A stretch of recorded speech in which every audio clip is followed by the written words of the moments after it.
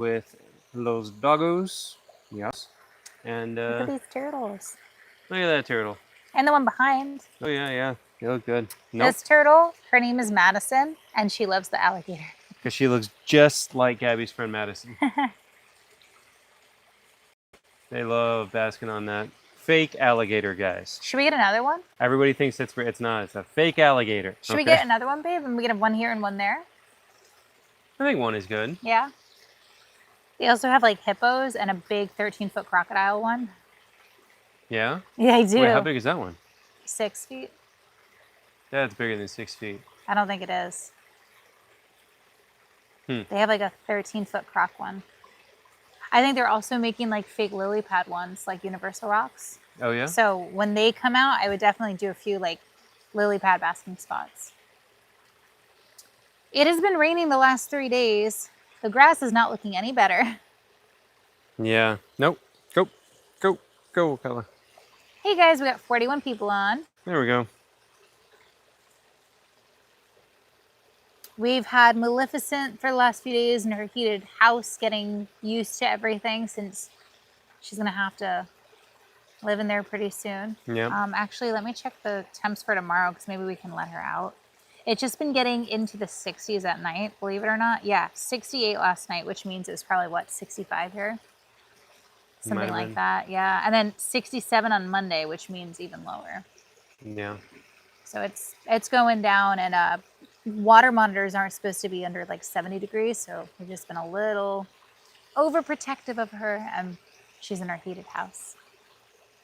And then making more progress today on Angelis's new enclosure, so building that thing up. Also working on the enclosure for Rexy, the dwarf caiman. So that's also exciting. So we'll do that one with a liner. It'll be very similar to what Mushu has, just bigger version, you know. Hence Mushu's is working out really well for him.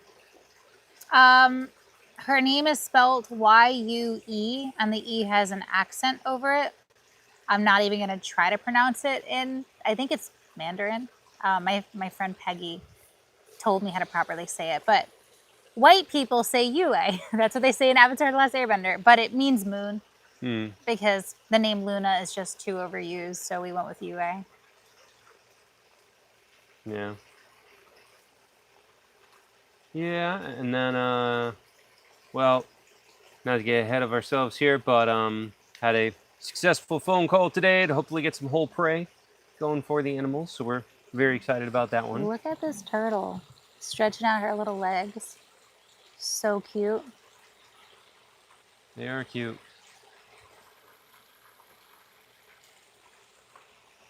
You got any questions coming in yet? What is Bam rolling in? Bam! What are you rolling in, Bam? Something that stinks. Something dead for sure. Somebody's poop. Bam! What are you rolling in? Come here. Bam. She's grass all over her face. What are you doing, Bam? What are you doing? The bad gremlin. You found another baby turtle. Yep. Aaron did. Yep. So that's 2 of them. Wouldn't be surprised we find 3 more. So somewhere we somehow missed a nest. I don't. Well, they dig a hole this big and cover it up. But we're so good about looking at nesting behavior. We're really good about usually finding them as they lay. Maybe they laid in the middle of the night. But yeah, we somehow missed a nest. Yeah. So there will likely be more. Yeah. How is Larry? Larry's doing great. Somewhere in there. You guys will be able to see more of Larry in the winter, I think, when it's not so green. There's just a ton of algae. Look at that turtle trying to get up. Is that Waffles? I think it might be Waffles. There's a ton of algae right now because it's hot, obviously. Also, because we have so many turtles and so many fish, there's like a lot of, what is it, nitrates? A lot of poop. Yeah. Lots of nutrients in the water. So that helps the algae. So yeah, we're talking about potentially maybe getting like a small filtration system, kind of like what we have for the beavers, like a sand filter, and hooking that up. It's not dirty, it's just algae, but still, like, I want to be able to see them. But at the same time, our electric bill's already like $1,000, and that's only going to go up in the winter. So we are trying to figure out if we can add like another pole. Is that what it is? Like another electric pole? Yeah. Well, what I And want to get do for all the them, nonprofit stuff. yeah, I want to do a big, like a Like a big bio. basin full of plants and everything over there that the water goes through. That's what I want to do. I think that'd be a really good idea. Have a big area, Yeah. do that Like what? natural. Like a pool like that Hmm? one? Like a pool like the blue one with the pigs? Oh, Or you just do maybe not basically that big. what the baby gators are in.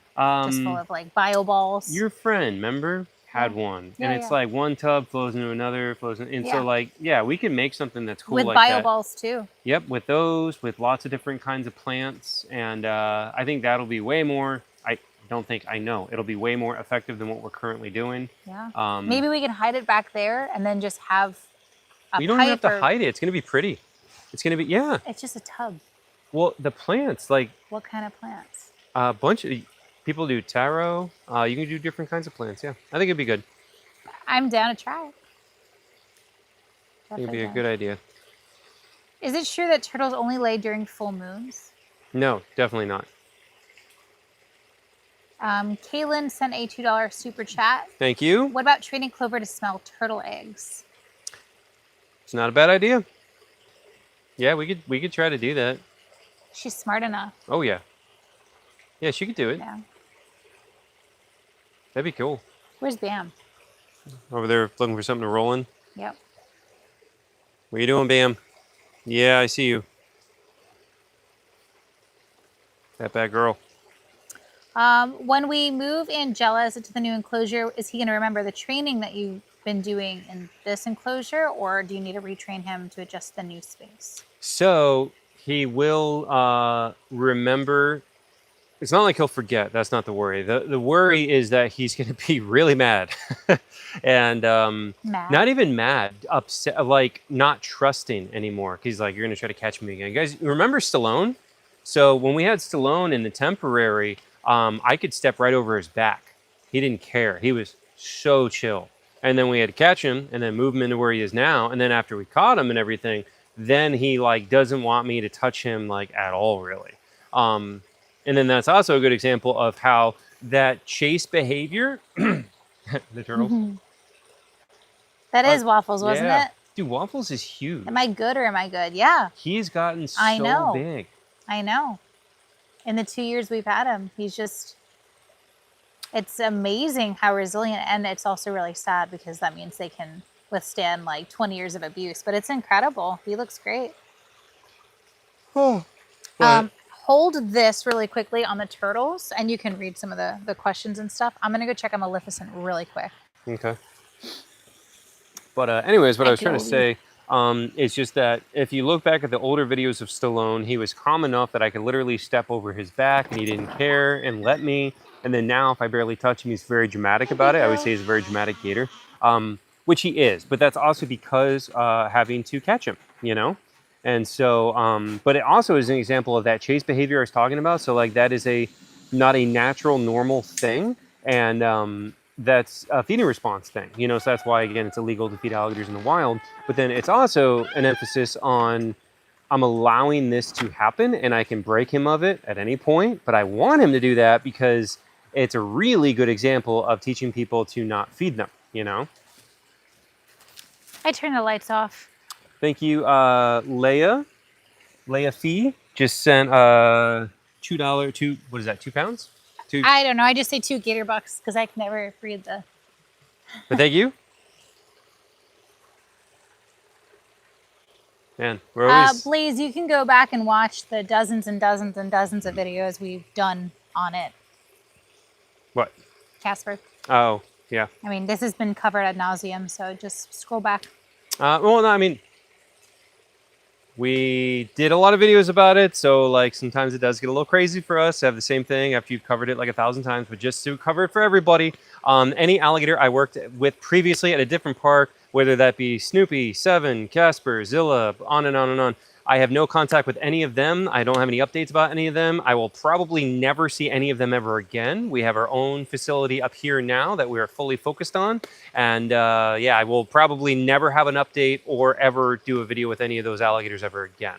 We love them, but this is the reality of the situation. We're 6 hours away now. How is Petunia's blood work? I haven't got it back yet, right? No. Yeah, so still nothing. Yeah. Look at all these little mosquito fish. They're thriving in here. But yeah, I shut off her heat lamps because she was standing real tall, like right Underneath it. there. So I don't know. We'll have to talk to Jeremiah, but do you think it would be safe? I don't know. Like, are you able to plug in heat lamps just to like regular sockets or no? Don't know. Like if he put something specifically in the roof and then Right, put a I get what cage. you're saying, yeah. I'm not sure. I don't know. I'm not sure either. We would have to, Maybe Jimmy would know, the electrician. I imagine you can't, but we'd have to look into it, you know? Yeah, I mean, that platform's just super close to the ceiling. Well, again, that's on Which purpose. is fine. It's fine for UVB, but it's not fine for heat. So maybe we need to put her basking spot somewhere else then. But, you know, it can even be on the ground. Well, no, because the UV is what's more important. We can raise ambient temperature in various different ways. It doesn't have to be through a light fixture. You can have a heater in there. You know, you can have the heat emitter, whatever. But the important one is giving that UVB and having her be really close to it so it actually does its job. So maybe there it's just the UVB because it can't burn her, and then she has the heat pad. Yeah. But then somewhere else she doesn't have a heat pad and she has the heat lamps that are. But she's going to focus on that. Are you sure? Yes. I don't necessarily agree with that. I don't know. Pretty positive. That. As long as the ambient temperature is hot, I mean, it doesn't. That's It doesn't matter. what I'm saying. Yeah. And we're gonna add water in there for her too. The most stressful part about winter, you guys, is fire hazards. I mean, like trying to keep these animals warm, but also having to be mindful about fires. It's like everyone's biggest fear. So many places have caught on fire. Yeah, it's horrible. Yeah. Wicked Scorpion sent a $5 super chat. Thank you. Will Chris ever go diving with saltwater crocodiles in the wild like he did with the Niles? So I have tried to figure out how to do that, and Legality-wise, I don't think it's a thing. well, they do. Yeah. Okay. So to be able to pull that off, you have to find a place. Number one, clear water. Very hard. Okay. Crocodilians and clear water usually don't go together. That's why the spots where they do are pretty famous. They're pretty well known. You know, like Garden of the Queens in Cuba, or Banco Chinchorro in Mexico. So any spot where there is crocodilians and actually clear water is pretty famous. So number one, you need that. Number two, you need legality. That's a big one. So like there's springs in Florida where alligators are, and where there are springs where you're allowed to swim, they shoot the alligators. And the springs where you're not allowed to swim and they're full of alligators, obviously you're not allowed to swim there. So like you're running this legality issue, you know? So those are two things right there. And then obviously trying to do it in a way where you don't get yourself eaten is another hard part. And with the saltwater crocodile, that's going to be very difficult, you know? Do I think it can be done? Yes. But it's going to take a very, very unique situation to be able to do that. And it's on the other side of the planet. So it's not like I can figure it out. You know, if it was in my own backyard, I would figure it out. But obviously that is a very difficult situation to figure out, even if you were to live there. And it's on the other side of the world. So like, I don't think I'll ever be able to do it. But I do think it can be done. Again, in a very unique situation, because obviously they're very dangerous, as are Nile crocs, but it can be done. But also, where it's done with Nile crocs, there's been a lot of accidents. It's not like it's safe, you know? No. I don't think we've seen any of the videos Savannah's posted of her Australia trip. No, I haven't, yeah. I'm sure she's having a good time. Well, she's back now. Yeah. We're actually going to be in Michigan all together next month. Well, in a couple weeks, actually. For the grand opening of the Legacy. We're going to be there. Very excited. What else? How many people we got on there? 136. 136 guys. Give us some good questions, some good topics. All right, Do folks. we have any electricians, you guys? Can we plug heat lamps just into regular like outlets on the ceiling like that? The first person to send $50 gets to choose which animal I feed Bam to. Who's it Bam, gonna he's be? so mean to you, Bam. Who's it gonna be? Who's gonna And eat this you, is Bam? why she growls at you at night in bed. Oh, Bam. Rasa just sent a $5 super chat. Thank you. Does Ocala have psychological trauma from being left to die in the woods? So, not for being dumped, as far as it doesn't seem like it at all. He definitely acts like he's been hit. That's for sure. But he doesn't show any like I've been abandoned, like abandonment kind of stuff. No, but he definitely does act like he's been hit. He's aggressive. Yeah. Yeah. I don't know. I'm not sure where It that would be one a comes from. 150 watt, I think we're trying to do. 150 watt bulb. But also we need to make sure it's not going to blow everything, like blow all the circuits, because that would not be good either. Cash App is GatorChris 1 with the number 1. GatorChris with the number 1. Should I do my commercial? Gabby says no, but I'm going to do it anyways. If you guys enjoy watching the content that we create, keep in mind that Gabby and I left behind our well-paying jobs in South Florida and move out to the middle of nowhere where our only income is social media. So we actually make our living through social media now. And I spent my entire life savings on creating the beautiful animal sanctuary that you see in all my videos. So if you enjoy that, you enjoy seeing what we do here and the dream that we have manifested out, Gabby loves that word, out here, then you can help support us by sending a super chat or also hit me up as GatorChris1 on Venmo, Cash App, and PayPal. That's GatorChris and then a numerical 1, not spelled out. And then if you want to help support the sanctuary, make a donation through our website, bellowingacres.org, and go to the donate tab and you can donate through Zephy. 100% of donations go 100% to the animal from the nonprofit. So the only money we do make is through social media. So we appreciate that. You have to see how many amps it pulls. You can't exceed 80% of the amps of the breaker. Hmm. I don't know, man. Above my pay grade. Oh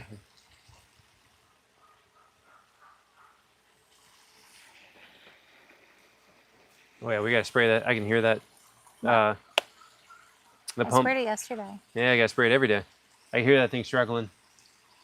You do the basket every day? No. You have to. I like scoop my hand in there and usually Not there's good not enough. a lot. You gotta take the Not basket. good enough. Okay, then Nope. you can do it. No, you wanted all those fish. This is what happens. Gabby's like, let's get this, let's get this, let's get this. And Chris, you do all the care. Tracy, thank you so much. Just sent you $20 on Venmo. Thank you, Tracy. And then if you have a question associated with that, put it in the comments, so Gabby can read it off. Carol Hannon just sent a $10 super chat. Thank you. What is the YouTube community for GatorChris about? Is that a good place where all your followers can chat without the haters? Would Chris and Gabby answer questions and post stuff? So I'm pretty sure the community tab is just where I can post photos. Other people post things too. I don't understand it. Okay, so I didn't even know that. Other people can post on there. Yes. Okay. I don't know what it is. Yeah. I try to post a photo on there every once in a while. Beyond that, I don't even know what it is, or how to use it. We should look into it. Yeah. Like, because I just recognize, well, I just discovered it like 3 weeks ago, and I'm like, what is this? Where other people are posting. Cheryl just sent a $5 super chat, loving the t-shirt, Chris. Hey, thank you. Yeah, this is one of our Bellowing Acres shirts. So we have It's available. quite a few different designs available on bellowingacres.org. Tell us about the different skulls. So we've got alligator, a crocodile, and a dwarf caiman. It's a cool.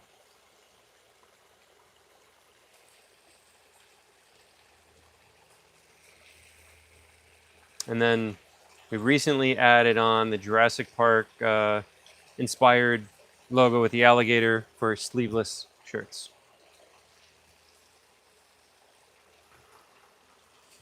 Sun's out, guns out.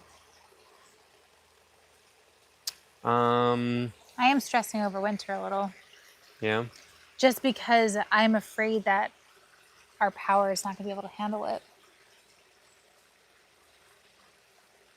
Yeah. Lundgren just sent you a $25 cash app. Thank you.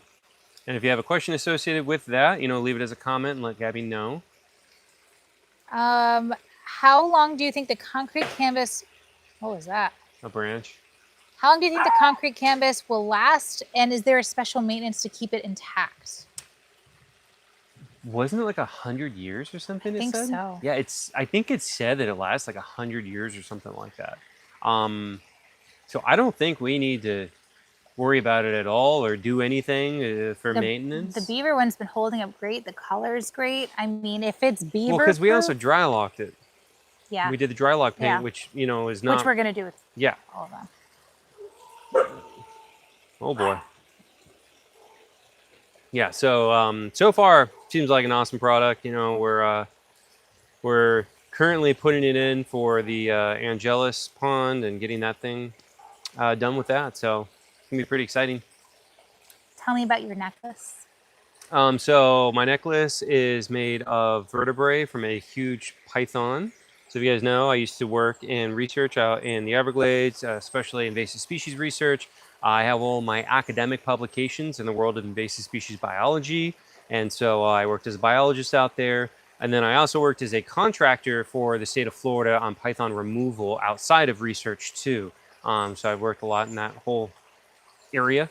And so these ones specifically came from, apparently there was like this epic battle of like a huge alligator and like a huge python. And so these came from that python with this big giant alligator. It's pretty cool. So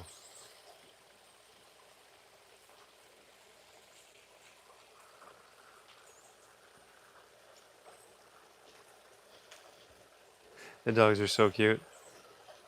Look at Bam. Oh, she's got a stick. You get that stick, Bam. When will you be doing more gator paintings? Because the other one sold out. It sold out quick, huh?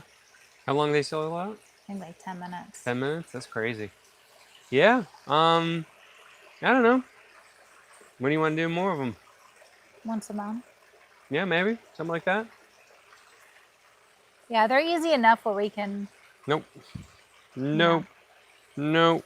And as the other gators become more chill and tolerate us more, we'll have like more artists. When are the Talia paintings? Oh my gosh.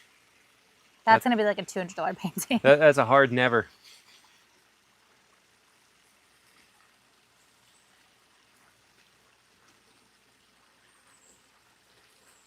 Mushu would not do a painting. No. Not Yeah. yet. Not yet, anyway. Yeah. Patches would do a painting. Talking about the dwarf caiman. Here's a crazy thing, guys. You know that? Okay. Well, here I'll give you a whole story. All right, since we're not getting that many questions in anyway. So, you guys know how lizards will lose their tail, right? So lizards can pop their tail off, and then they can grow back. So being able to pop off your tail when there's a threat is called autotomization. Oh, he's kicking his foot. That itchy? And he likes that. Oh, that's so itchy. So when I used to do snake shows at this place, the guy in charge loved to. So like, there's one dude who's in charge, and then we would do snake shows, and we would like assist him during the show. He did the shows on the weekends, and then on the weekdays, me and the other staff did the shows ourselves, and he wasn't there. So on the weekends, though, you're assisting him, and so you would have to bring out like. You'd have to bring out the cobra, the gaboon viper, the alligator, and then we had some iguanas too. We'd bring out, and so my friend was assisting him on one of those, and he brought him out, and he goes, "Now these lizards can break off their tail and grow them back." And he goes, "Mike, what is that called?" And Mike's like, "Regenerating their tail? No, the process by which they can pop their tail and grow it back. What's it called?" And in front of like 800 people in the audience, and Mike is like. And on the mic, he's like, "Of course you don't know what that is, do you, Mike? No, you don't, because you have a criminal justice degree. What good is that? Get off my stage." Mike looked like he's gonna cry. Like, just like to be funny? I guess to be funny, but also kind of not nice, you know? He'd make fun of him all the time because he had a criminal justice degree, but he loved animals. So he like worked with animals, Mike but that's what he got his degree in. Criminal justice degree? Yeah. How random. So he'd like make fun of him all the time like that, and like on stage in front of everybody. What is it called? Autotomization. Autotomization. Mm-hmm. Did you know, or you weren't there? I'd never heard that. No, we were like 19. You know, we were like kids. And it was like a 60-year-old man just making you look like a buffoon in front of the audience. Anyways, poor Mike, you know. But so lizards can do that, right? Crocodilians, generally speaking, don't do anything of that sort, except dwarf caiman will pop their tail off when they feel threatened like that. So with the lizard, it's not that their tail needs to be ripped off by the predator. It can literally be as much as like you grab the body, the tail starts thrashing, and then it just pops right off without even being pulled on. It literally pops on its own. Okay, and so they're built to do that. And apparently, so are the Paleosuchus, the dwarf caiman. And I have a friend who is trying to catch one, and he very gently, he knows what he's doing, he very gently grabbed the tail and started trying to pull it in the water forward to be able to get it closer, and he just popped the whole, like the tail part right off. Crazy. But if they do that, and this is only the dwarf caiman that do that so far known, alligators don't do that, crocs don't do that. But if they do lose their tail, or even if an alligator or crocodile has his tail ripped off by another one in a fight, like actually ripped off, they don't regrow them, or at least not entirely. What they do, they do a very slight, she's over there, they do a very slight amount of regeneration. Come on. So like, let's say if you have this much tail and it got ripped off, you're going to regrow this much. Like, so they do not grow their tails back. There's a big article talking about how alligators can grow back their tails, and I've had a bunch of people ask me about it because of this stupid article that like really misrepresented that whole thing. Because what they will do is regrow like a little bit of cartilage to help give it a bit more of a paddle on the end, but they don't actually regrow the tail at all. Like, not really. Gabby seemed extremely bored through that whole educational discussion. No, I'm just tired. Did I tell you I started a new book? Did you tell me? Yeah. Well, yes, I have been hearing it. What do you mean? No, I'm over that book. Oh, that one? No. I hate the voice actor. Yeah, I didn't like that voice. And I couldn't get into it. So after chapter 8, I'm like, I'm still not getting into this book, so I just started a new book. What's the new book? Light Lark. I actually didn't start it. I just bought it. Oh. So I'm going to start. By you bought it, you meant I bought it. No, I actually paid for it. You? With your own money? Yeah, Oh, remember my that goodness. PayPal charge the other day for $40? I'm like, what the hell is this? It was from Audible. Because I bought 3 more credits. I bought myself books because I'm an independent woman and I don't need a man to buy me audiobooks. You got less than $100 in your bank account. All right, calm down. Oof. Someone had a gerbil that's tail. What is it called? Don't tell me. Can anybody else tell me? Oh my God. I don't know. Tomization? What is it? Autotomization? Autotomization. Tomization? If I'm even remembering it right. Yeah, should be. Since YouTubers are your smartest audience, what social media has your dumbest audience? Oh, TikTok by I was going far. to say TikTok. TikTok by far. Yeah. I just don't know how some of these people are getting through life. Like, I posted a video of me with a muntjac deer, and there were people in the comments trying to tell me that this YouTuber spliced a snake and a deer's DNA together and made it in his living room. It's a popular channel, apparently. That is insane that and people think believe that's that. real. I know. Oh, we're entering the golden age of stupidity. I'm telling you. Yeah. With AI right now, like, we are about to enter an area where like there's going to be an insane amount of AI generated fake stuff that is indecipherable from reality as far as the graphics go, but showing all sorts of insanity, and especially of people being attacked by animals. And so there's going to be like this huge, because that's what people love to watch. And so there's going to be this huge influx of fake videos of people being attacked, or animals fighting each other, or weird, crazy monster things that slightly resemble a real animal enough that people are going to think it's real. Like, I'm telling you, we're entering like a really weird stage, guys, with the AI generated videos of all this fakery. I'm surprised at how little the koi eat. Wouldn't Yeah? you think they eat so much? I mean, they're big, yeah. I know, they're huge. And they don't really eat that much. Although they did destroy all of those aquatic plants we gave them. They did.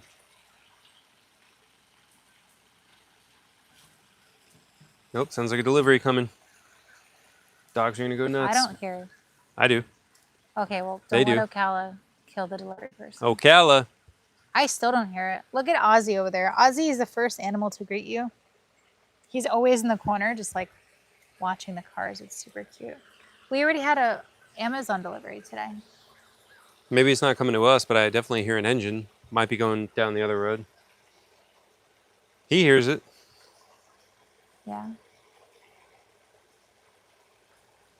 Chris, do you know that the audio and videos are out of sync on your latest vlog? No. That's not good. How did that happen? Is it through the whole thing? Yeah, no, I didn't know that. When did you post it? Well, that would be yesterday's post. You didn't read any comments? I thought I did. Yeah, I read some comments. I didn't see anything about it. Not for nothing, Blaze. Like, are you new here? Asking about Casper, then asking if we just have alligators or other reptiles, now asking if we can see gators. Like, you're asking things that we've like covered bajillions of times. Like, do you watch? Relax. No, I'm not being mean. I'm just asking. Like, do you watch the vlogs? Because we Maybe don't he have doesn't. gators What if here. this is the first one he's tuned into? He knows who Casper is. Okay, well, either way. Okay, well, we don't have gators here. We don't have Wi-Fi. We don't have Casper. We have over 200 animals, so highly suggest watching the daily vlogs. Yeah, all the crocodilians are further back on the property where the Wi-Fi doesn't reach, so we're not able to go live with any of the crocodilians. So that's why we're always live over here by the turtle pond. Blaze said be more like Chris. Nah. That's why everyone steps on Chris. Chill. Kathleen Smith sent a $10 super chat. Can you do a brief story on the pigs, like backstory? Well, let's see. So Petunia was found on the side of the road by a friend and was pretty skinny and probably dumped because that is the most aggressive pig I've ever dealt with. So that's Petunia. Then Daisy and Julie are both owner surrenders. Daisy is like a super expensive mini pig. I mean, Daisy's the cutest little pig, and I mean that's why, you know. But Julie's definitely part like feral hog or something, so it's huge. And then the 4 little pigs, who are not so little anymore, they all were a temporary emergency foster situation that never resolved. So we were supposed to have them for like a couple of months as emergency foster, and here we are, you know, a year and a half later. So we kind of got stuck on those ones. No good deed goes unpunished.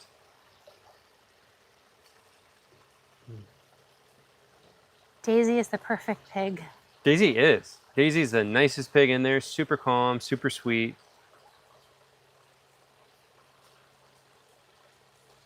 You guys know we have hummingbirds on the property. Wild, pretty cool.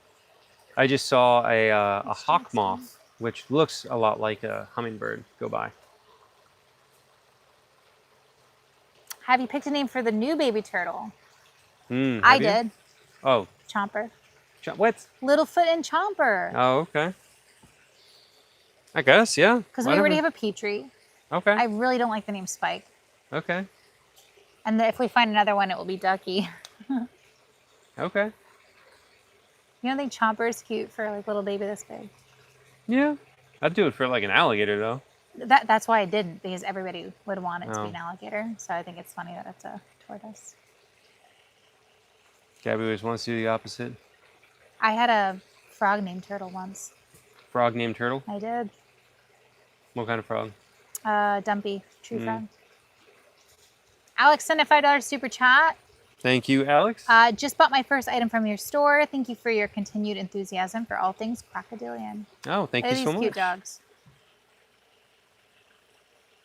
I know. Have you considered folding plexiglass to use on your parrot enclosures? Like the doors used to close up stores, but it's light and keeps the heat in. Folding plexiglass. like to insulate the aviaries. Kind of like what we do for the roof. Like all the roofs, the plastic. Yeah, no, I have not considered that. Maybe that would be an option. Yeah, we're gonna have to figure that out soon. Tarping it the way we've been tarping it. Okay, so well, here's the problem is like heat rises. So when you wrap it around, what I do right now is I wrap it and I have it go over the roof and then I put it down there so that the heat can't rise and go out, you know? But like every kind of attachment I can think of is going to attach, but then have like a gap between the attachment and the roof, and then that's going to allow that heat to escape, you know, because heat rises. So that's why I'm like, if we did like a shower curtain going around, that would be the problem is like, well, you would have to have the shower curtain attach on top of the roof or something, wouldn't you? Like, I don't know Yeah. how to do that. So that's been I think like, we're just gonna have to do what we did and tarp it, but with thicker tarps, maybe. yeah. Like greenhouse tarps. Walmart has them. Should we do a baby tortoise scavenger hunt tonight and maybe try to find them when they're sleeping? You can. I think you're a lot better at finding them in the morning.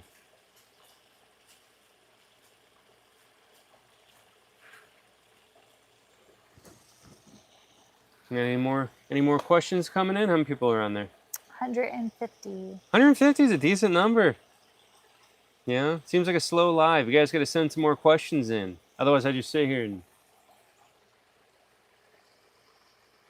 Actually, I wasn't even trying to be dramatic. There's a cool bird.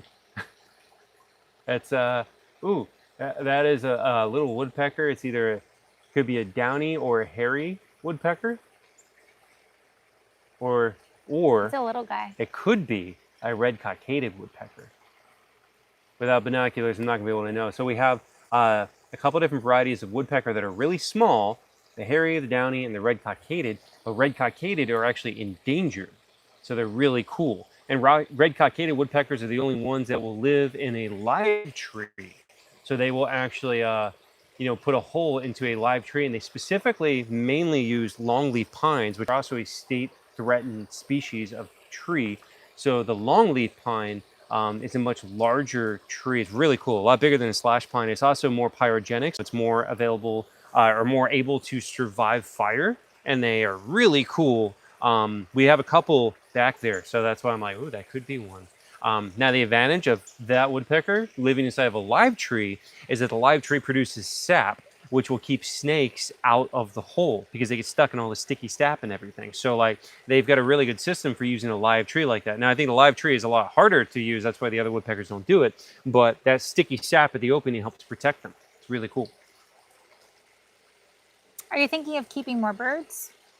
Right now we're trying to slow down on the whole bird thing because of the winter. It is very difficult, in the winter.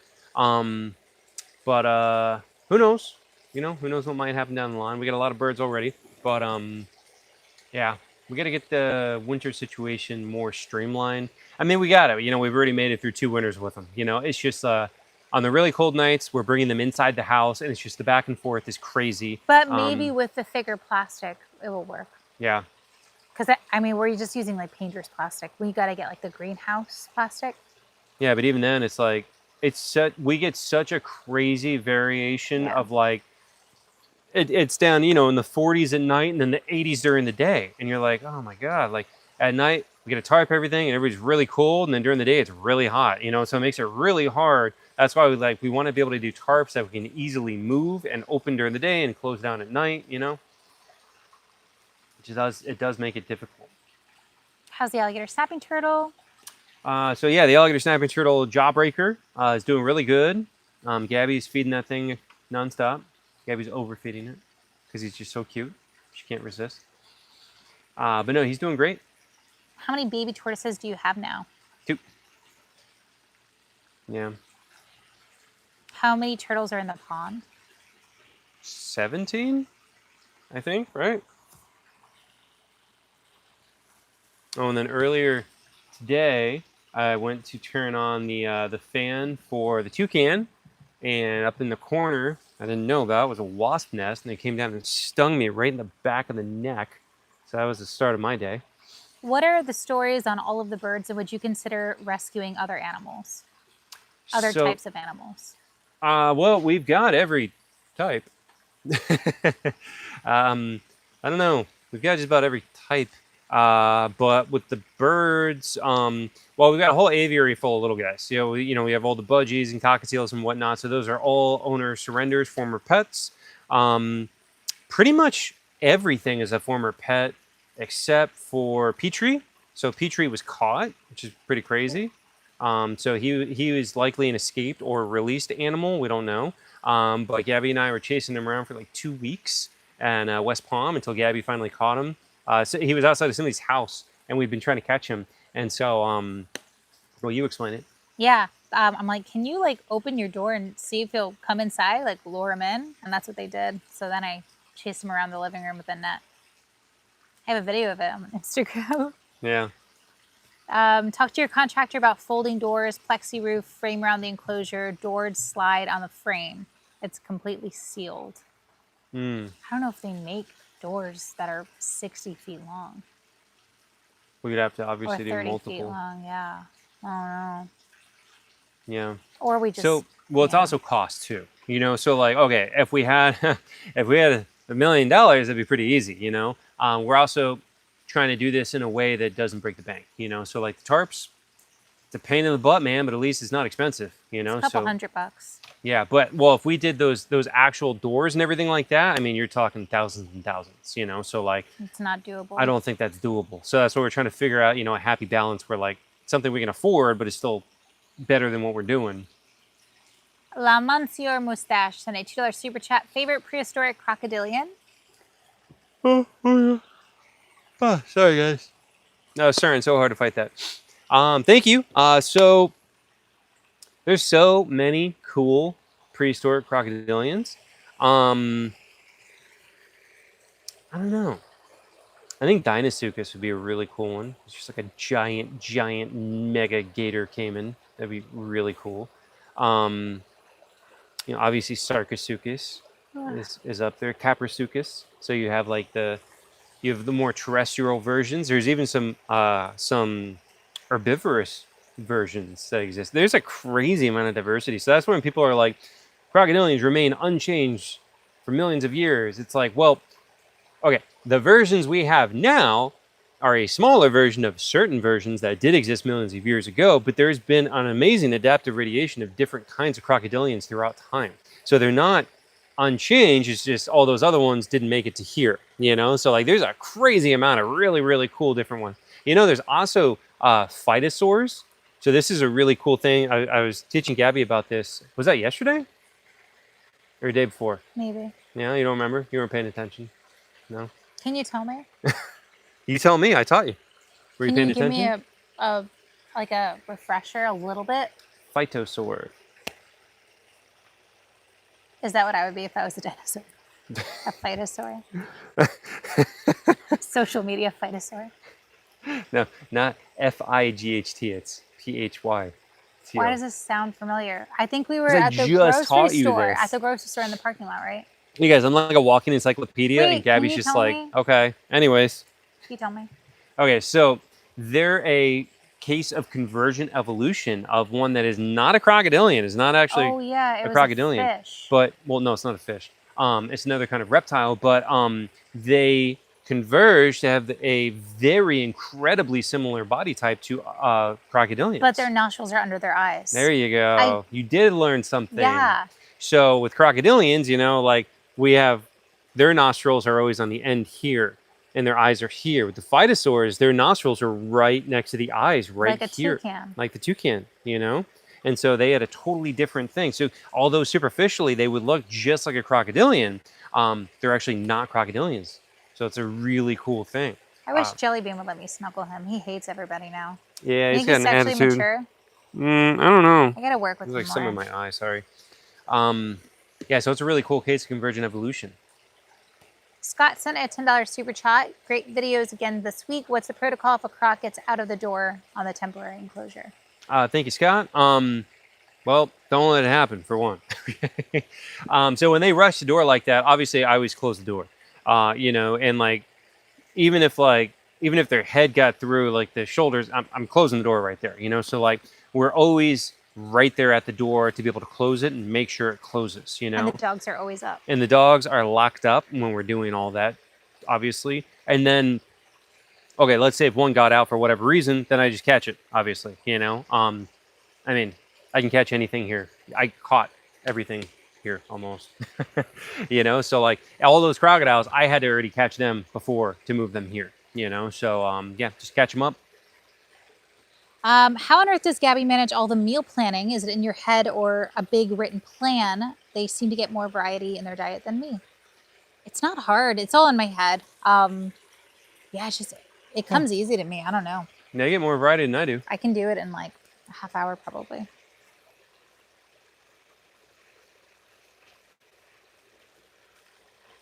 We all care about the animals, but no one is ever asking about you guys. When is the wedding?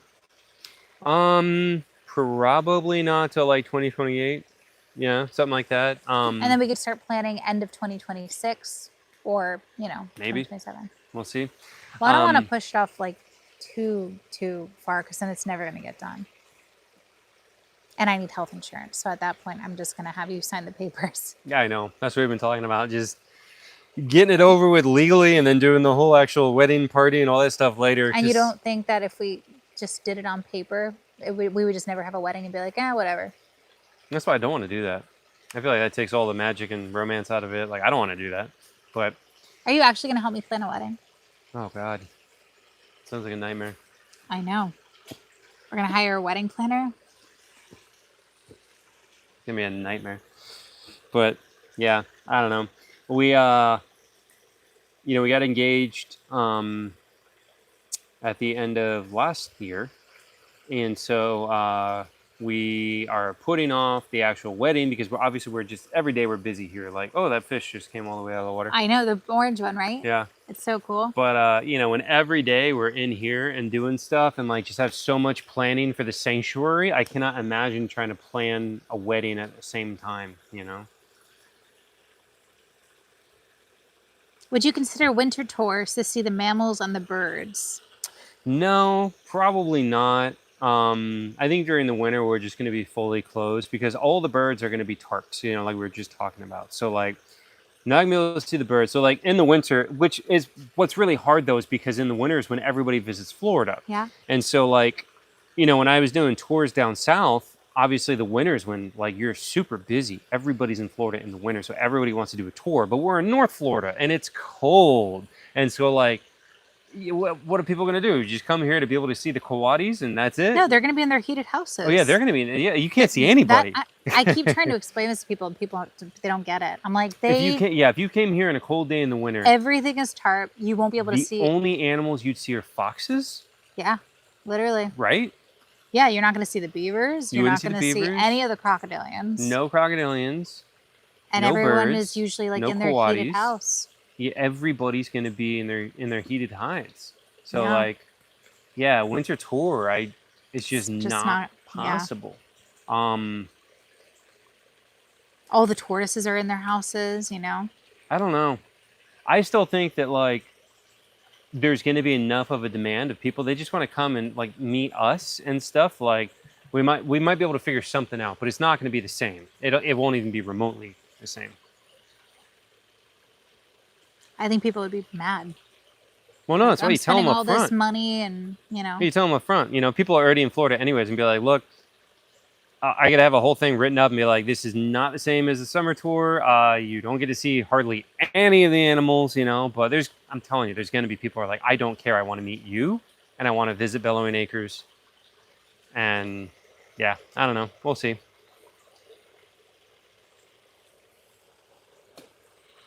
They can come and see the turtles. The owl and the emus. It's pretty much owl, it. emus, red foxes. They won't see the turtles. We don't see the turtles all winter.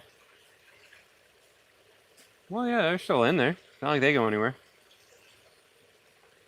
Hey, Gabby and Chris, the foxes look fantastic compared to last summer. It's probably because they're coats. It's probably because they're coats. What do you mean? In the summer, they're like straggly and naked. They'd never looked as bad as they did last summer. I agree. Really? Mm-hmm. Why? I don't know. I was wondering the same thing. I don't think we had that hot of a summer. I think Think last that's what it summer, was? I think it is. I think last summer, like I specifically remember coming outside and I wasn't even able to breathe because the air was so thick. I don't think it got that hot. And I'm afraid that means this winter is going to be horrible. Mm. So maybe that's why. I would love to take credit and say it's because we're taking good care of them and the food, but I don't think that's it. I think it wasn't as hot. Yeah. Maybe their diets. I don't know. I But did thank notice you that. for the compliment. Yeah. But also, just want to Well, be I honest. noticed that too. That they look a lot better. Their coats look a lot better. I was seeing that too. This turtle's trying to figure out if it can eat my shoe. Who is that, Gracie? Yeah. It's always Gracie. These turtles are so funny. They're always hanging out over here. What else we got? Not too much. Give us some more questions, guys. As long as you keep me engaged and talking, we'll stay here.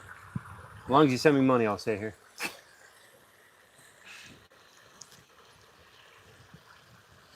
Gabby's reading through.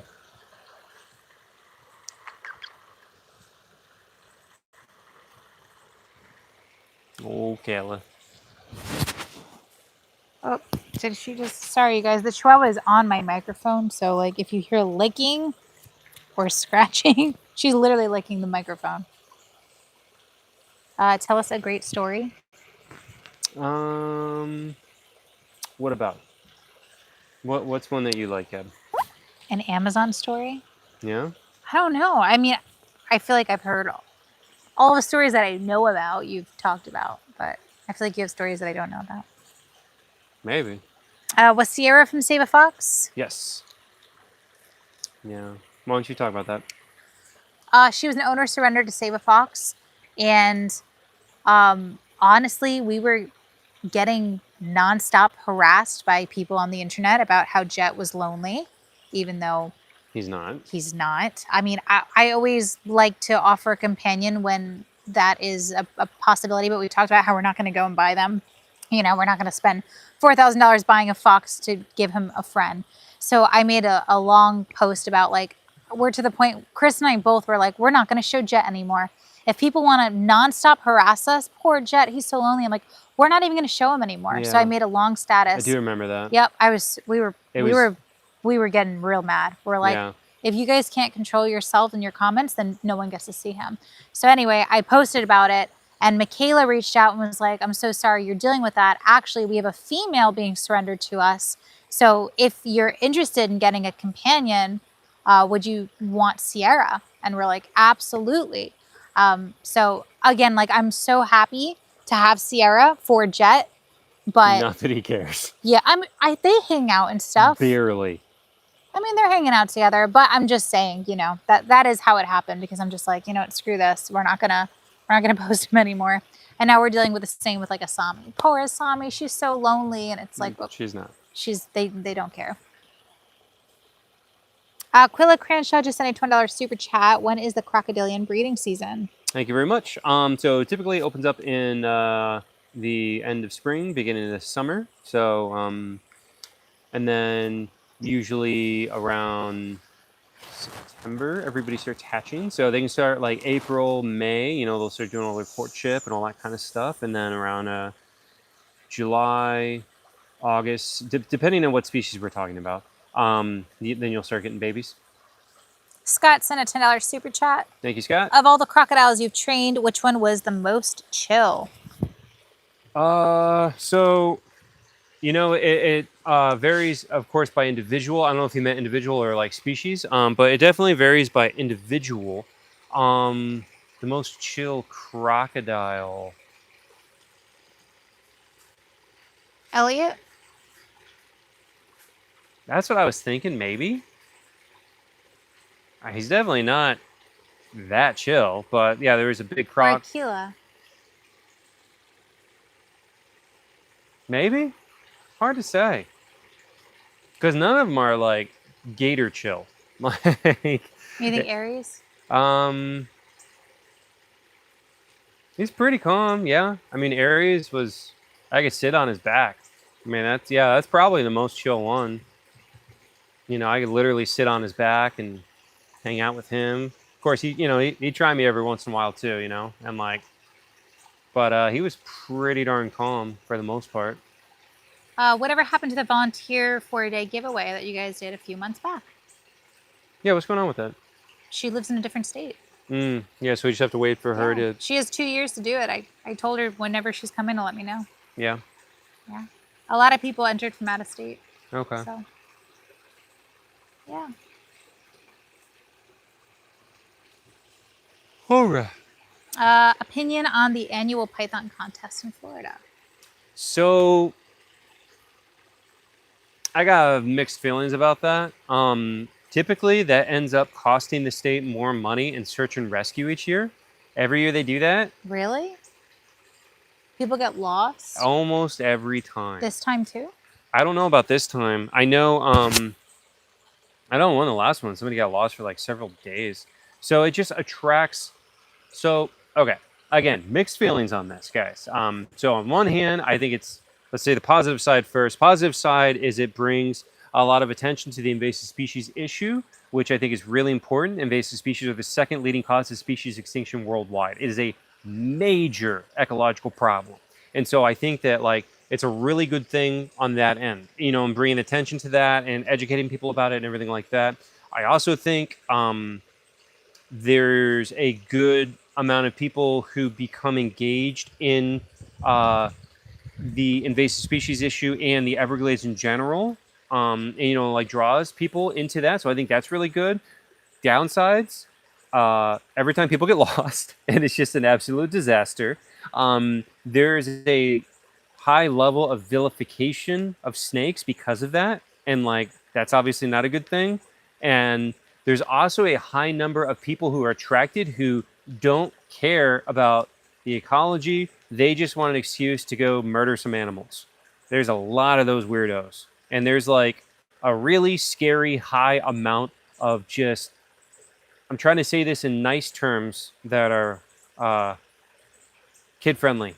There's a lot of people who have mental issues who just enjoy killing animals. And it becomes this weird circus of people out there just killing animals because now they're given an excuse to do it. I think you should have to do some credentials like I'm a hunter, I'm a fisher, I'm this, I'm that, not just like a random person that doesn't know how to identify. And I'm not just saying that as a personal opinion. I'm saying that as someone who works in this field and knows how many animal abuse incidents happen every year that this happens. So like pythons are a really bad invasive species. The only solution is euthanizing them. There is no other viable option.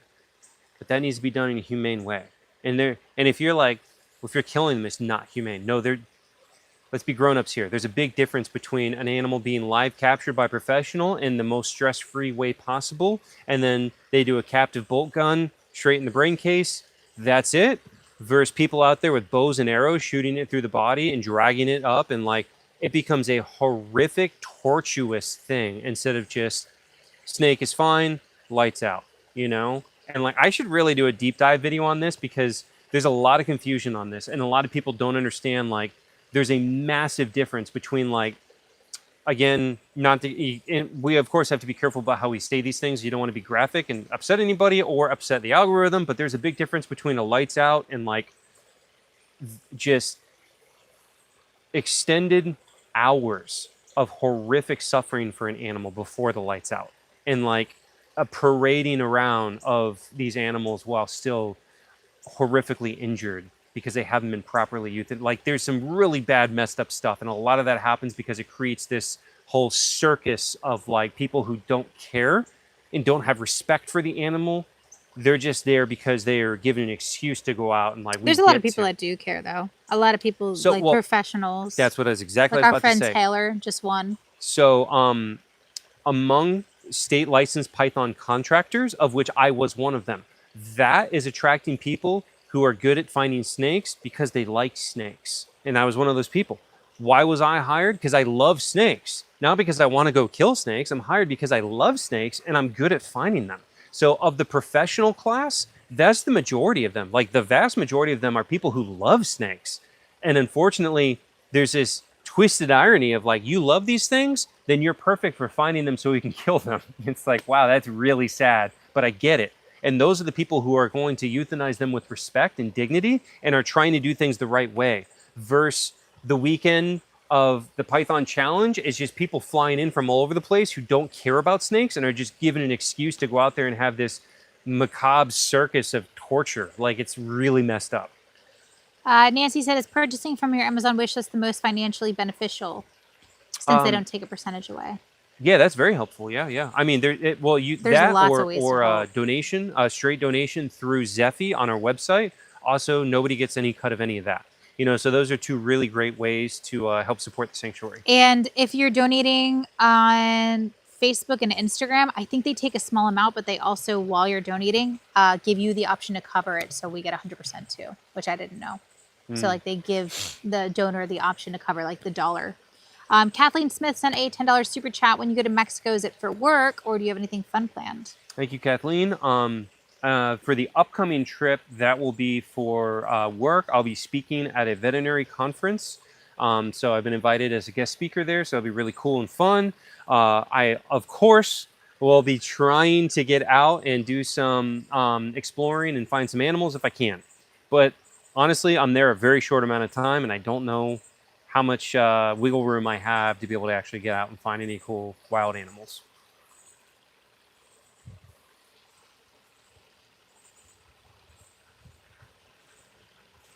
Yeah, I keep on saying it, but I do want to do like a deep dive video about like the whole Python thing, all that stuff, the Python challenge, all that kind of stuff. It's just hard because a video is not going to do well if it's just me talking like this.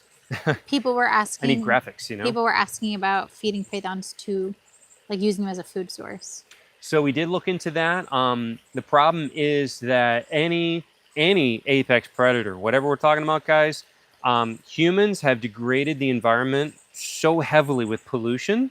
And so you get this thing called bioaccumulation where like basically things like lead, mercury, all this kind of stuff collects at the top of the food chain because all the small animals eat like a little bit of it and then it ends up in all them. And then it gets into their muscle tissue and then predator above that eats them. And so, you know, just to really dumb it down, you have 10 little fish, get eaten by one big fish. That big fish now has all the mercury of those 10 little fish. And then he does that every day for several years until he becomes really big. So he's collected all that mercury. And then the alligator eats that fish and he gets all of that fish's mercury plus all the mercury of all the little fish below him. And then that gator eats one of those big fish every week. And then all that mercury accumulates in him. And then one person eats that alligator. That person is consuming the mercury of thousands of fish. So like all that stuff bioaccumulates up the food chain. So when you eat an apex predator like that, you are getting a massive amount of various pollutants that were put there by humans. So like it's really bad. So with the python, same thing. They're an apex predator. So when you have a really big python, they showed like really high mercury loads in those. So yeah, I don't feed them. When I was down south, we talked about it and we decided not to feed them to the alligators because it was just, there's too much mercury and pollutants. And what about iguanas? So iguanas were way more safe.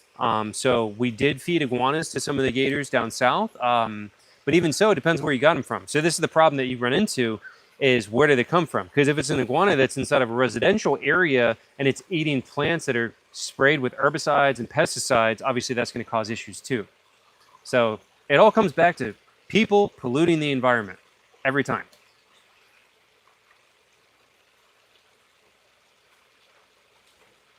And on that note, just public safety, guys. I'm vegetarian. I don't eat any kind of meat. But if you are someone who eats meat, I strongly, strongly recommend that you stay away from any large predator. That includes fish, things like tuna. All that's like it. It is terrifying the amount of pollution that is accumulating in all of our apex predators across every ecosystem. And lead. Yeah. Well, that's why I just say pollutants, because it's mercury, it's lead, it's microplastics, it's hormone disruptors, it's birth control stuff. Like all this stuff that humans are putting in the environment is bioaccumulating up the food chain. And like really bad. And the irony is like, again, we don't have anything against like ethical hunters or anything like that, but the people who specifically hunt predatory animals are like trophy hunter people. And what are the effects of all these major pollutants and hormone disruptors is your junk ain't going to work. It's all going to be real small. So I think there's a large level of humorous irony in that aspect. Why are there so many invasive species in Florida? So I want to do a deep dive video also on invasive species. I've been talking about this one for a while. So if you didn't know, invasive species, that's what I have all my academic publications in. That's what I worked in a lot when I was working in the research part. So Florida sits in a unique position where we have, first and foremost, a climate that allows animals from all around the world to be able to survive. So the mild climate, especially in South Florida, means that you can take stuff from all around the world in the tropics, put it there, chances are it survives, So the temperature, climate is a huge factor. Another huge factor a lot of people don't talk about is that South Florida, specifically Miami, is a port. So the port of Miami gets a huge amount of animals coming through. Lots of animals escape. And then it also means if you're in the port area, it means a lot of those animals are coming in cheap. And so they are unfortunately considered disposable by many people. And so because they're inexpensive, and then you also have a very affluent community of humans who have disposable income. So disposable income and supposedly disposable animals makes a really bad mix. So like And the weather? Did you talk about the weather? What's that? Did you talk about the weather? Yes. Oh, okay. That was the first thing I said. I zoned out, sorry. That's the first thing I said. So I did some like investigative stuff when I was working in this research part, and there was a place, or is a place down there that I actually brought the news to called Strictly Reptiles. And so I brought a news crew to Strictly Reptiles to walk around the perimeter of the facility, and we found 2 ball pythons that night, literally one coming out of a hole in the wall of the building. And then there were just tons of different geckos, tokay geckos, all different stuff. So at that place, what they'll do is they get in a huge amount of reptiles. I know, Did I you just hear heard that? him. Yeah. Oh, Cal is farting. They'll get in a huge amount of reptiles, and anything that is not suitable for sale, whether it has like a broken arm or missing tail, they just let it go out the back. Or I know people that have actually gone and like trespassed in there. Like I never trespassed in there. And I know people who did, and they would literally go in the dumpster and find bags of live animals thrown in the dumpster because they weren't suitable for sale. Live animals. Which is actually happening right now. Very common. A lot of reptile importers, they get in tons of imports that are wild-caught animals. Oh, this one has a broken arm. This one has this wrong with it, this wrong with it. Throw the live animal into the trash. Or they just let it go. And so that place is like an epicenter of like invasive species being able to get out into the environment from there. And obviously horrific animal abuse. So I took the news there and we showed that on the news. And what was crazy is the amount of backlash I got. I got tons of people in the reptile community like, those people are a staple, and like you wouldn't be able to work with reptiles if it wasn't for them paving the way. And I'm like, I understand the idea that things now are not as they were back then, and a lot of things were done really horrifically back in the day. But if you haven't learned your lesson and you're still doing the bad things now, you are a bad person, and they don't need to be defended. Well, this is like a reoccurring thing that we have dealt with, that we see all the time, that animal abusers defend other animal abusers. And unfortunately, there's a lot more bad people in this industry than there are good people. So when you are speaking out about unethical importing or disposing of animals, they get mad because you are exposing them and potentially taking away money from them. They see this as a business, and you're seeing animals as individuals. And they just see it as money making. So when you speak out about it, actually, if you guys are not aware, go look up Dee Dee's Plants on Instagram. This poor girl was at a reptile expo very recently and witnessed horrific animal abuse from, I don't even know who the guy is, but a reptile person. And he had hundreds of animals die during shipment and threw out a bunch of dead animals and dying animals in dumpsters. They found 12 live animals in bags that he was just going to let suffocate in the trash. They were only able to save 4 out of 12. She went to the person running the expo and was like, hey, this is what's going on. Like, what the hell are you going to do about it? And they're like, we're not going to do anything about it, and you're not allowed to speak about this again this person donates a lot of money to put on this reptile expo. So she went public with it on Instagram, and now she's been banned from like 18 different reptile expos, and they're trying to shut her out and trying to threaten her with legal action. And like, this is what we talk about all the time. Like, animal abusers will defend animal abusers, and there's a lot more bad people than good people. And that's also why we don't call out people by name either. Like, it's just drama and no one cares. And these people have more money and, you know, more supporters. So, but yeah, I would go look up Dee Dee's plants, this poor girl. Yeah. She literally just sells plants. She's not even a reptile person. She just sells plants. And they're like threatening her. And then when you like try to shine a light on that abuse, like the community turns on you and attacks you. And it's like, you want to talk about what we went through with those doves and rabbits and parakeets? Yeah, that was crazy. So we insane. Yeah. Man. All these people. I'm a rescuer. How do you even start that story? So, well, first of all, this was when we were first starting our rescue from our house. We did not have the funds. Yeah, we didn't have the sanctuary yet. This is when we lived. We were renting a place. We had a nonprofit, but not a lot of funds. We don't do rabbits or guinea pigs because, you know, it's just a money pit. No one wants to adopt them. And this was at the height of like that rabbit virus, that no one would take rabbits and the wildlife center would euthanize the rabbits. So I got a message from a volunteer at the wildlife center down in Fort Lauderdale. And she's like, hey, we just had the most horrific thing. This mom is picking up her kid from school, and she came across this black bag with zipped up that said like open with gloves. And it was 2 doves. What was it? Doves, parakeets, and a rabbit. Yeah. So like zipped up in a duffel bag. Granted, I was told it was a trash bag. It was a duffel bag. Either way, who the hell cares? It's a black bag zipped up. Pollo Tropical parking lot in the middle of the day. In the summer. In the sun. In the sun. And she's like, obviously the wildlife center is just going to euthanize a rabbit. We don't take in, you know, non-native animals. Like, can you take it? Basically, if you don't take it, this rabbit's going to be euthanized because no one else, all the rabbit rescues are full. Yeah. So I was like, we really don't have the funds for this, but like, I got to do this. You know, we got to take him. So the rabbit had a broken leg, which cost $1,500, by the way, to fix. The doves had all their tails cut. They had mites. And then I posted on my story, and somebody recognized the guy and was like, oh my God, I recognize those animals. That guy is a magician and did a birthday party at my house 3 weeks ago with those animals. The same animals. I found him on Facebook. I found the animals. So I blasted the guy. Like, this guy just dumped live animals in a bag in the sun in a parking lot. Yep. So this whole group of people that I didn't even know existed, they were like stalking us and hated us for whatever reason, including his ex-girlfriend, which is insane. Talk about wanting to be an animal rescuer. And the post is still up too, just bashing us about how, because they reached out to the magician, and the magician's like, yeah, I did do it, but I'm a homeless veteran.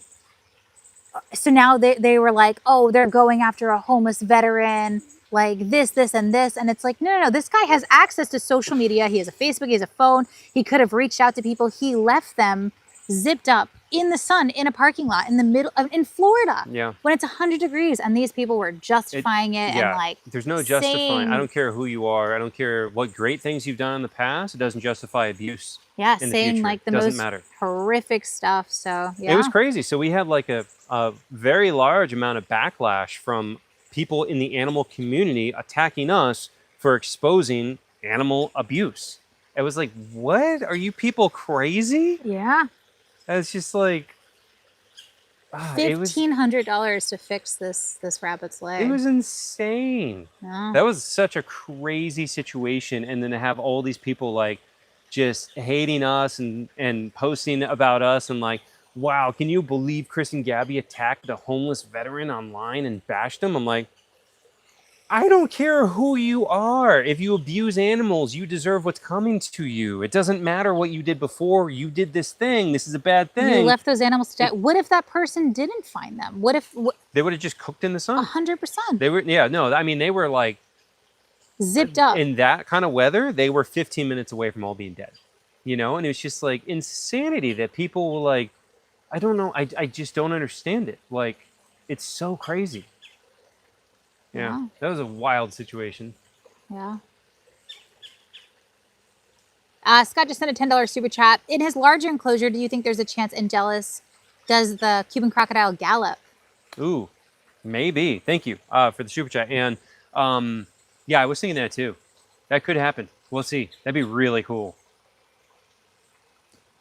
People are talking about Michaela. Yeah, so Michaela got so much hate because she had to buy out the fur farm. Like, how else are you going to save those animals? You know, and she just got so much hate, and it's like, and we would always defend her. We were like, that girl is doing more than anybody criticizing her, and you don't have to agree with everything that somebody does, but like, you got to give credit where credit is due.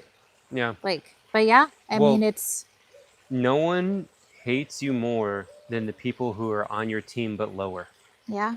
That's what it is, you know? Like, nobody, like, you can have your opposition, you know what I mean? But nobody hates you more than the people who are also on your side who are not getting the level of attention that you are. It's insane. So, like, same with her. All of her biggest detractors were people in the animal community because they're jealous, you know. And that was the thing with that post too, you know. Like when we had all those problems, it was like all those people are people in the animal community. It's just losers. It's crazy. I had to look them up. I'm like, I've never even heard of this person. Well, yeah. How does this person know so much about us? Like, I didn't even know you existed. No, we get a lot of those. I'm like, I have no idea who this person is. Well, they know a lot about you. And I'm like, I've never heard of them. Never even heard of you, dude. Like, why are you obsessed? Make Shepard send a $10 super chat. I appreciate y'all. Thank you.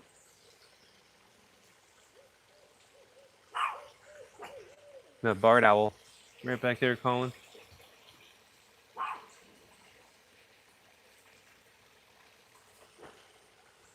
Yeah.